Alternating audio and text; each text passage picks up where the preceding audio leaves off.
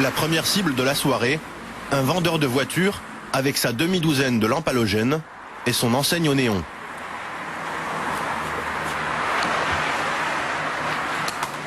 L'interrupteur est normalement réservé aux pompiers en cas d'incendie. C'est pour ça qu'il est très accessible. C'est aussi simple que ça. Voilà. Juste à baisser la manette. On n'a rien cassé. Ce soir, le clan du néon part à la chasse au gaspille. Le terrain de jeu de ces écolos d'un nouveau genre, une zone commerciale dans la banlieue de Brest. Ne vous fiez pas à leur déguisement, ils prennent leur cause très au sérieux. C'est rigolo, c'est à la portée de tout le monde et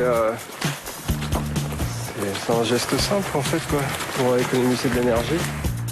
En moins d'une heure, ils vont éteindre plus d'une dizaine d'enseignes lumineuses. Pour eux, après minuit, la plupart des néons devraient être tout simplement éteints. C'est ce qu'ils expliquent dans les tracts qu'ils laissent en guise de revendication. Donc derrière vous, on voit un magasin malgré votre action, des lampes allumées partout. Bien sûr. Ça vous dit quoi? Ça me dit que j'ai envie d'acheter du papier peint à 2h du matin. Comme tous les Brestois qui sont ici. Qui sont tous sur le parking d'ailleurs. Pour ces Bretons, l'électricité, c'est un bien très précieux. Cet hiver, si le courant venait à manquer en France, Brest serait la première ville à subir des coupures. Simplement parce qu'elle est située tout au bout du réseau électrique. Alors à chacune de leurs descentes en ville, ils n'hésitent pas à faire une petite démonstration à tous ceux qu'ils croisent. Bien joué. La glace, c'est magique. Et c'est des gens comme vous qui étaient l'électricité comme ça. Qui veut, prend un bâton, met un bout de cintre au bout et puis éteint le néon. Vous éteignez. On éteint tout sauf les pharmacies, les hôtels et les trucs qui sont en service comme les bars, les kebabs, les ciné. Tout ce qui est important. Ce qui n'est pas important, vous éteignez.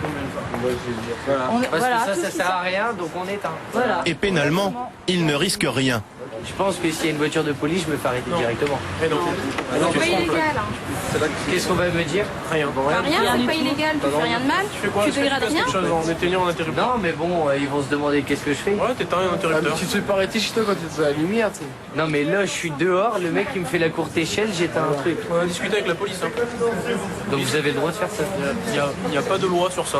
Voilà, Il y a rien ils d'illégal. n'ont pas de directive là-dessus, donc ils font rien, ils nous laissent faire. Il y a Lucie machin là. Éteindre un interrupteur n'est pas un délit. Vous avez moyen de l'éteindre? Quant au propriétaire de l'enseigne, il lui faudrait prouver le préjudice commercial. À entendre ces militants, le message commence à passer. Dans la rue principale de Brest, la plupart des commerçants éteignent spontanément leurs néons.